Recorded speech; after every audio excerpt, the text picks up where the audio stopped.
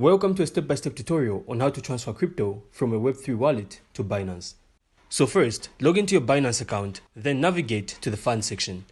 You can then select deposit, then choose the cryptocurrency you want to receive. You will then be provided with an address, so simply copy this. We can then open our chosen Web3 wallet app, so this could be MetaMask, Trust Wallet, or any others. So in this case, we are going to use MetaMask. So simply choose the cryptocurrency you want to transfer, then tap the send or transfer button. From here, we can then paste the deposit address that we copied earlier into the recipient's address field.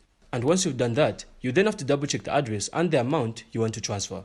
And finally, once everything is done, you then have to confirm the transaction.